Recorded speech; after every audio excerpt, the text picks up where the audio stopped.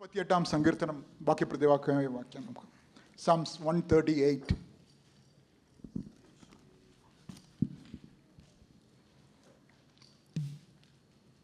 Psalms 138. ഞാൻ പൂർണ്ണഹൃദയത്തോടെ നിനക്ക് സ്തോത്രം ചെയ്യും, ദേവന്മാരുടെ മുൻപാകെ ഞാൻ നിന്നെ കീർത്തിക്കും.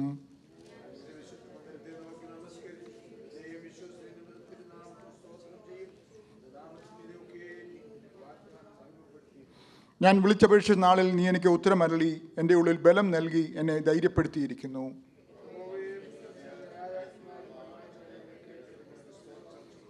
അതെ, അവർ യഹോവയുടെ വഴിപാടുകളെക്കുറിച്ച് പാടും, യഹോവയുടെ മഹത്വം വലിയതാകുന്നുവല്ലോ.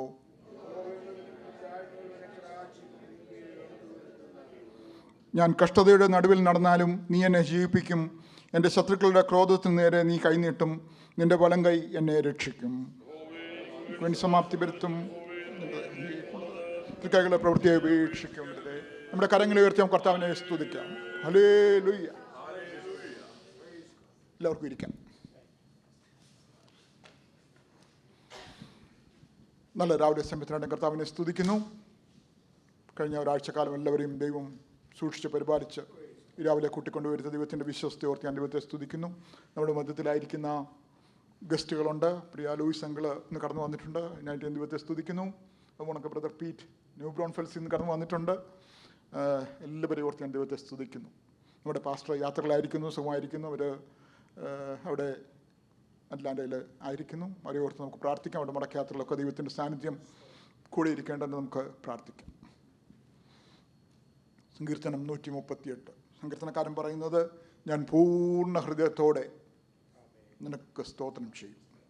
നമുക്കറിയാം, വേദപുസ്തകത്തിൽ എഴുതിയിരിക്കുന്ന ആൾക്ക് പേരുകൾ എഴുതിയിരിക്കുന്ന പലരെ എടുത്തു നോക്കിയാലും അവരൊക്കെ ദൈവത്തെ സേവിച്ചതിൻ്റെ പിന്നിൽ പൂർണ്ണ ഹൃദയത്തോടെ ദൈവത്തെ സേവിച്ചായിട്ട് നമുക്ക് കാണാം.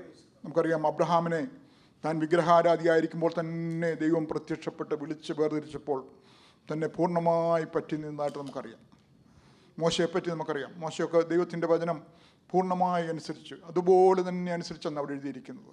നോഹയെപ്പറ്റി പറയുന്നത് ദൈവം കൽപ്പിച്ചതുപോലെ തന്നെ ചെയ്തെന്ന് എഴുതിയിരിക്കുന്നു. ഇതെല്ലാം പൂർണ്ണമായിട്ട്. അതുകൊണ്ട് എന്തോ പറ്റി? എൻ്റെ സങ്കീർത്തനം അതിൻ്റെ 3-ാം വാക്യത്തിൽ പറയുന്നത്, ഞാൻ വിളിച്ചപേക്ഷിച്ച നാളിൽ അവൻ എനിക്ക് ഉത്തരമരുളി. നമ്മുടെ പ്രാർത്ഥനയൊക്കെ ദൈവം കേൾക്കുന്നുണ്ടോ എന്ന് ഈ പകൽക്കാലം നമ്മൊന്ന് നമ്മളെ തന്നെ ശോധന ചെയ്യുന്നത് നല്ലതായിരിക്കും. നമ്മുടെ പ്രാർത്ഥന നമുക്ക് പ്രാർത്ഥനയ്ക്ക് ഉത്തരം ലഭിക്കണമെന്നുണ്ടെങ്കിൽ ദൈവവുമായിട്ടൊരു പ്രത്യേക ബന്ധം, ദൈവത്തെ അനുസരിക്കുന്നതായ ഒരു ബന്ധം, പൂർണ്ണമായി ദൈവത്തോട് പറ്റിയിരിക്കുന്ന അനുസരിക്കുന്ന ഒരു ബന്ധം ഈ പകൽക്കാലം നമ്മൾ എസ്റ്റാബ്ലിഷ് ചെയ്യണം. ഞാൻ വിളിച്ചപേക്ഷിച്ച നാളിൽ നീ എനിക്ക് ഉത്തരമരുളി, എൻ്റെ ഉള്ളിൽ ബലം നൽകി എന്നെ ധൈര്യപ്പെടുത്തിയിരിക്കുന്നു. പക്ഷെ എന്തുവാ വിളിച്ചപേക്ഷിച്ചപ്പോൾ ഉത്തരമരുളിയത്? 139-ാം സങ്കീർത്തനത്തിൻ്റെ 5-ാം വാക്യം ഇങ്ങനെ നമ്മൾ വായിക്കുന്നത്, നീ മുമ്പും പിമ്പും എന്നെ അടച്ച് നിൻ്റെ കൈ എൻ്റെ മേൽ വെച്ചിരിക്കുന്നു. ഈ പരിജ്ഞാനം എനിക്ക് അത്ഭുതമാകുന്നു, അതെനിക്ക് ഗ്രഹിച്ചുകൂടാതെ വണ്ണം ഉന്നതമായിരിക്കുന്നു. ഇതാ ദൈവം നൽകിയ ഉത്തരം. ഈ ഉത്തരം അത്ര നല്ലൊരു ഉത്തരമല്ല. നമുക്ക് ഇടവും വലവും മുമ്പും പിൻപും ഒന്നും പോകാൻ വയ്യാതെ ദൈവത്തിൻ്റെ കരം നമ്മളുടെ മേൽ വെച്ചിരിക്കുന്നത് നാം കാണുന്നത്. നമുക്ക് ഇഷ്ടപ്പെടുമോ ഇത്? ഇങ്ങനൊരു അവസ്ഥ വന്നാൽ നമ്മൾ ആദ്യം ചെയ്യുന്നത്, നമ്മളൊരു 3 ദിവസത്തെ ഉപവാസം പ്രഖ്യാപിച്ച് അതിൽ നിന്ന് എങ്ങനെങ്കിലും വിടുതൽ പ്രാപിക്കാനാണ് നമ്മൾ നോക്കുന്നത്. 1 എടുത്ത് 3 എടുത്ത് ഒത്തില്ലെങ്കിൽ 7 ഇരിക്കും, 7 ഇല്ലെങ്കിൽ 21 ഇരിക്കും, 21 ഒത്തില്ലെങ്കിൽ 40 ഇരിക്കും. ഇതെല്ലാം സംഭവിച്ച് ഈ ദൈവത്തിൻ്റെ കരത്തെ നമുക്കൊന്ന് മാറ്റിയേ പറ്റത്തുള്ളൂ. എന്നാൽ ഈ സങ്കീർത്തനക്കാരൻ പറയുന്നത്, ഈ പരിജ്ഞാനം, ഈ ഒരു അറിവ് എന്നെ ദൈവത്തിങ്കിലേക്ക് നടത്തുന്നതാണ്. അതെനിക്ക് പിന്നത്തേതിൽ ദൈവത്തിൻ്റെ മഹത്വം പ്രാപിപ്പാൻ ഇടയാകുമെന്ന് എഴുതിയിരിക്കുന്നു. നമ്മൾ ഇങ്ങനത്തെ ഒരു പ്രാർത്ഥനയുടെ ഉത്തരത്തിന് നമ്മളെ തന്നെ സമർപ്പിക്കുവാൻ നമുക്ക് കഴിയുമോ? ഇത് കണ്ടെത്തുവാൻ നമുക്ക് കഴിയുമോ? എനിക്കറിയാം, അനേകരും കടന്നു പോകുന്നത് പലവിധമായ പ്രയാസങ്ങളും കഷ്ടങ്ങളും കൂടിയൊക്കെയാണ്. പക്ഷേ ഇതിൻ്റെ എല്ലാം മധ്യത്തിൽ ദൈവത്തിന് നമ്മളോട് സംസാരിക്കുവാനുണ്ട്. ദൈവത്തിന് നമ്മളെ നടത്തുവാനും നമ്മളെ അനുഗ്രഹിക്കുവാനുമുണ്ട്. ഇതിൻ്റെ എല്ലാം അൾട്ടിമേറ്റ് ലക്ഷ്യമെന്ന് പറയുന്നത് പിന്നത്തേതിൽ നമ്മളെ മഹത്വത്തിലേക്ക് ദൈവത്തിന് നടത്തണം. ഈ ഒരു കാഴ്ചപ്പാട് നമ്മൾ ഈ പകൽക്കാലം പ്രാപിച്ചെങ്കിൽ മാത്രമേ നമുക്ക് ദൈവത്തിൻ്റെ കരത്തിൽ അടങ്ങിയിരിക്കുവാൻ കഴിയത്തുള്ളൂ.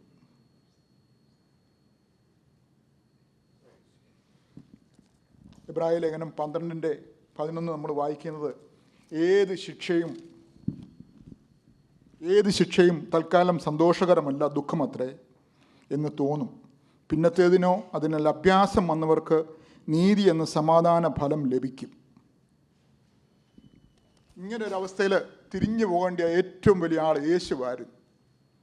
യേശു പറഞ്ഞു, യെരുശലേമിലേക്ക് പോകുമ്പോൾ ഞാൻ മനുഷ്യപുത്രന്മാരുടെ കയ്യിൽ അകപ്പെടാൻ പോകും. ഉടനെ ശിഷ്യന്മാർ പറഞ്ഞു, എന്നാൽ നമുക്ക് യെരുശലേമിലേക്ക് പോകണ്ട, നമുക്ക് വേറെ എവിടെയെങ്കിലും പോകാം. യേശു പറഞ്ഞു, ഞാൻ മരിക്കുവാൻ വേണ്ടി, അവരുടെ കയ്യിൽ ഏൽപ്പിക്കപ്പെടുവാൻ വേണ്ടി വന്നിരിക്കുക.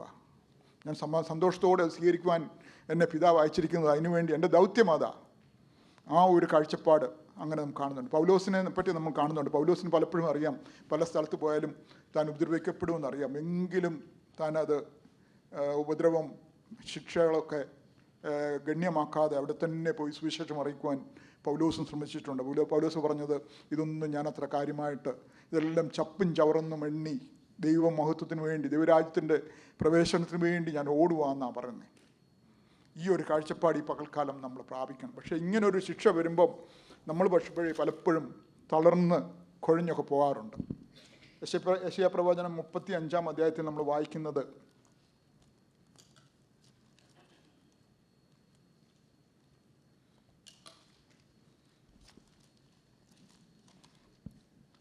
മുപ്പത്തിയഞ്ചിൻ്റെ 3-ാമത്തെ വാക്യം നമ്മളിങ്ങനെ വായിക്കുന്നത്, തളർന്ന കൈകളെ ബലപ്പെടുത്തുവീൻ, കുഴഞ്ഞ മുലങ്കാലുകളെ ഉറപ്പിപ്പീൻ, മനോഭീതിയുള്ളവരോട് ധൈര്യപ്പെടുവീൻ, ഭയപ്പെടേണ്ട, ഇതാ നിങ്ങളുടെ ദൈവം പ്രതികാരവും ദൈവത്തിൻ്റെ പ്രതിഫലവും വരുന്നു. ഇങ്ങനെ നമ്മൾ ശിക്ഷയിലായിരിക്കുമ്പോൾ നമ്മൾ പലപ്പോഴും നമ്മൾ സംഭവിക്കുന്നത്, നമ്മുടെ കൈയും കാലും ഒക്കെ കുഴങ്ങിപ്പോകാറുണ്ട്. കൈക്ക് വേദന എടുക്കാറുണ്ട്, കാലിന് വേദന എടുക്കാറുണ്ട്. അതുകൊണ്ട് നമ്മുടെ ഓട്ടം നമുക്ക് സ്ഥിരതയോടെ ഓടുവാൻ പലപ്പോഴും കഴിയുന്നില്ല. അതിൻ്റെ പ്രധാന കാരണം അവിടെ എഴുതിയിട്ടുണ്ട്, മനോഭീതി. ഇതുകൊണ്ട് നമുക്ക് പലപ്പോഴും നമ്മുടെ ഓട്ടം ഓടുവാൻ നമ്മൾ കഴിയത്തില്ല. നമ്മുടെ കാലുകൾ ശക്തമല്ലാതായി മാറാറുണ്ട്, കാലിന് വേദന എടുക്കാറുണ്ട്. അതുകൊണ്ട് ഇന്ന് പകൽക്കാലം ഈ മനോഭീതി മാറിയിട്ട് ദൈവത്തിൻ്റെ ഹിതത്തിന്, ദൈവത്തിൻ്റെ ശിക്ഷണത്തിന്, ശിക്ഷ എന്നല്ല എന്ന് പറയുന്നത്, ശിക്ഷണം, ട്രെയിനിങ്, അതിനുവേണ്ടി നമ്മളെ സമർപ്പിച്ചു കൊടുത്താൽ ദൈവം പിന്നീട് നമ്മളെ അനുഗ്രഹിക്കുവാനിടയാവും. പിന്നീട് നമുക്ക് സൗഖ്യം ലഭിച്ചില്ലെങ്കിലും മറ്റു പല കാര്യങ്ങളും ഇവിടെ ലഭിച്ചില്ലെങ്കിലും ദൈവത്തിൻ്റെ മഹത്വം നമ്മൾ പ്രാപിക്കുവാനിടയായിത്തീരും. അതിനുവേണ്ടി ആ ദൈവം നമ്മളെ സൃഷ്ടിച്ചിരിക്കുന്നത്, അതിനുവേണ്ടി ആ യേശു ക്രൂശിൽ മരിക്കുവാനിടയായത്. അത് വ്യർത്ഥമാകാതിരിക്കണമെങ്കിൽ ദൈവത്തിൻ്റെ കരങ്ങളിലെ ഇണങ്ങിയ ആയുധമായി ഈ പകൽക്കാലം നമ്മൾ തീരണം. നമുക്കറിയാം, ദാവീദിൻ്റെ ജീവിതത്തിലും അബ്രഹാമിൻ്റെ ജീവിതത്തിലൊന്നും ജീവിതമൊന്നും അത്ര സുഖകരമല്ലായിരുന്നു. പക്ഷെ എങ്കിലും അവർ ദൈവത്തിൻ്റെ വാക്കനുസരിച്ച് ദൈവത്തിൻ്റെ ശിക്ഷയ്ക്ക് വിധേയരായി, ശിക്ഷണത്തിന് വിധേയരായി മുന്നോട്ട് പോകുന്ന നാം കാണുന്നത്. പാപത്തിന് എന്തുവായാലും ശിക്ഷ ലഭിക്കുവാൻ യാതൊരു സംശയവുമില്ല. പക്ഷേ എങ്കിലും ദൈവം നമ്മുടെ പാപങ്ങളെ ക്ഷമിച്ച്, നമ്മുടെ പാപങ്ങളെല്ലാം അവൻ സമുദ്രത്തിൻ്റെ അടിത്തട്ടിലിട്ട് നമ്മളെ ശുദ്ധീകരിക്കുവാനിടയാവും. ഈ പകൽക്കാലം ഈ ഒരു ചിന്ത നമ്മളെ ഭരിക്കുമാറാകട്ടെ എന്ന് ഞാൻ പ്രാർത്ഥിക്കുകയാണ്. അതിനുവേണ്ടി നമ്മൾ ദൈവത്തിൻ്റെ കരങ്ങളിൽ ഇണങ്ങിയ ആയുധങ്ങളായി നമ്മളെ തന്നെ സമർപ്പിക്കേണ്ടത് ആവശ്യമാണ്. ഇതെല്ലാം നമ്മൾ മനസ്സിലാക്കുന്നത് ദൈവത്തിൻ്റെ വചനത്തിൽ നിന്നാണ്. ഇവിടെ അതിൻ്റെ അടുത്ത വാക്യങ്ങൾ നമ്മൾ വായിക്കുന്നത്, 4-ാം വാക്യം ഇങ്ങനെ വായിക്കുന്നത്, ഭൂമിയിലെ സകല രാജാക്കന്മാരും നിന്റെ വായിൻ വചനങ്ങളെ കേട്ടിട്ട് നിനക്ക് സ്തോത്രം ചെയ്യും. ദൈവത്തിൻ്റെ വചനം രാജാക്കന്മാർ പോലും കേട്ടിട്ട് ദൈവത്തെ സ്തുതിക്കുവാനിടയാവും. ഈ ദൈവവചനം, യോഹന്നാൻ പറഞ്ഞു, യേശുവിനെ ഞങ്ങൾ കണ്ടു, വചനത്തെ ഞങ്ങൾ കണ്ടു, അവനിൽ ജീവൻ ഉണ്ടായിരുന്നു എഴുതിയിരിക്കുന്നത്. മത്തായി എഴുതിയപ്പോൾ അത് കണ്ടില്ല, നമ്മുടെ മർക്കോസ് എഴുതിയപ്പോഴും അത് കണ്ടില്ല, ലൂക്കോസ് എഴുതിയപ്പോഴും അത് കണ്ടില്ല, ആർക്കും അത് കാണുവാനിടയായില്ല. യോഹന്നാൻ മാറോട് ചേരുന്ന യോഹന്നാൻ പറയുക, അവനിൽ ജീവൻ ഉണ്ടായിരുന്നു. ഈ പകൽക്കാലം ഇത്രയും ആൾക്കാർ ഇവിടെ ഇരിപ്പുണ്ട്.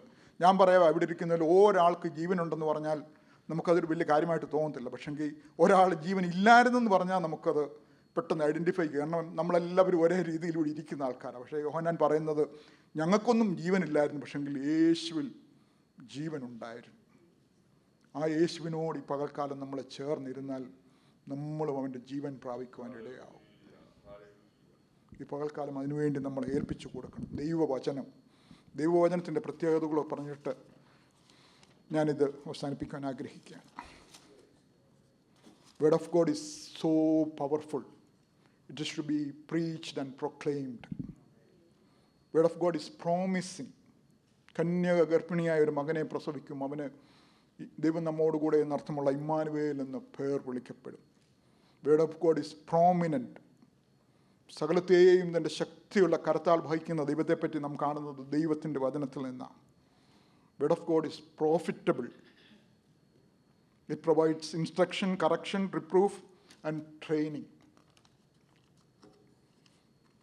Word of God preserves us.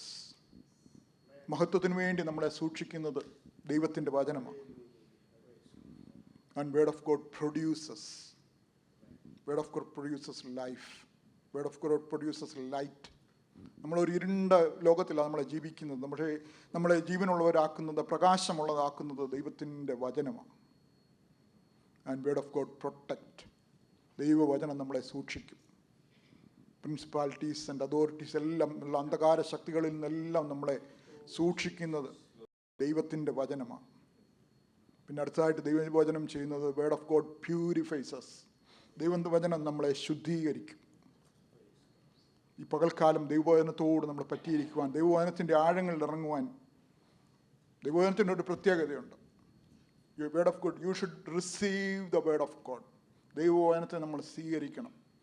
If you receive the word of God, you should respond or react. Respond and react. ഇത് ചെയ്തില്ലെങ്കിൽ നമുക്ക് ദൈവവചനം കിട്ടിയോ എന്നാണ് ഉറപ്പില്ല. ദൈവവചനം നമ്മൾ ലഭിച്ചെങ്കിൽ നമ്മൾ we should respond and react. If we respond and react, then we should reflect the word of God. ദൈവവചനത്തെ നമ്മൾ പ്രതിഫലിപ്പിക്കണം. അത് മറ്റുള്ളവർ കാണുവാനിടയാവും. ഞാൻ കഴിഞ്ഞ ആഴ്ച പ്രത്യാശയെപ്പറ്റി പറഞ്ഞു. പ്രത്യാശയെപ്പറ്റിയൊക്കെ നമ്മൾ കേൾക്കുമ്പോൾ നമ്മുടെ ഉള്ളം തുള്ളിച്ചാടണം. ഇവിടെ ഒന്നും അത് കണ്ടില്ല. കാരണം വേദപുസ്തകത്തിൽ എഴുതിയിരിക്കുന്നത് ഒന്നത് ജീവനുള്ള പ്രത്യാശയാണ്. എന്തുവാ ജീവനുള്ള പ്രത്യാശ എന്ന് പറയുന്നത്? യേശു തന്നെയാണ് ജീവനുള്ള പ്രത്യാശ എന്ന് പറയുന്നത്. 1 Peter 1:3 നമ്മൾ വായിക്കുന്നുണ്ടത്. പിന്നീട് എഴുതിയിരിക്കുന്നത് പൂർണ്ണ പ്രത്യാശ. പിന്നെ തീമോഥെയോസിൻ്റെ ലേഖനത്തിലാണ് നമ്മൾ വായിക്കുന്നത് ബ്ലെസ്സഡ് ഹോപ്പ്, ഭാഗ്യകരമായൊരു പ്രത്യാശ. അത് പറയുന്നത് കർത്താവ് വേഗം വരുന്നെന്നാണ് പറയുന്നത്. ഇതൊക്കെ കേൾക്കുമ്പോൾ നമ്മൾ തുള്ളിച്ചാടണം. എനിക്ക് ചോദിക്കണമെന്നുണ്ട്, നമ്മൾ കർത്താവിൻ്റെ വരവിൽ പോകുമോ എന്ന്. ഇത് നമ്മൾ തന്നെത്താനെ ഈ പകൽക്കാലം നമ്മൾ ശോധന ചെയ്യണം. ആ ഒരു വിശ്വാസം നമുക്കില്ലെങ്കിൽ നമ്മളത് ഈ പകൽക്കാലം ഏറ്റെടുക്കണം. അല്ലെങ്കിൽ നമ്മൾ വലിയൊരു അപകടത്തിൻ്റെ മുൻപിലായിരിക്കുന്നത്. ഈ 1 Thessalonians 5:28 ഇങ്ങനെ വായിക്കുന്നത്, സമാധാനത്തിൻ്റെ ദൈവം നിങ്ങളെ മുഴുവനും ശുദ്ധീകരിക്കട്ടെ. നിങ്ങളുടെ ആത്മാവും പ്രാണനും ദേഹവും അശേഷം നമ്മളുടെ കർത്താവായ യേശുവിൻ്റെ പ്രത്യക്ഷതയിൽ അനിന്യമായി വെളിപ്പെടും വണ്ണം കാക്കപ്പെടുമാറാകട്ടെ. നിങ്ങളെ വിളിക്കുന്നവൻ വിശ്വസ്തനാകുന്നു, അത് അവൻ നിവർത്തിക്കും. ഈ ഒരു വാക്യത്തിൽ ദൈവവചനത്തിൻ്റെ മുഴുവൻ അർത്ഥവും അടങ്ങിയിട്ടുണ്ട്. നമ്മളെ ദൈവവചനത്താൽ വിശുദ്ധീകരിച്ചെല്ലാം ദൈവത്തിൻ്റെ വരവിന് വേണ്ടി നമ്മളെ നിർമ്മലരായി സൂക്ഷിക്കുന്ന ദൈവവചനം. അതിനോട് പറ്റിയിരിക്കുന്നവർ പോലും അങ്ങനെ വിശുദ്ധരായി മാറും. ഈ പകൽക്കാലം ദൈവത്തിൻ്റെ വചനത്താൽ നമ്മളെ അനുഗ്രഹിക്കുമാറാകട്ടെ.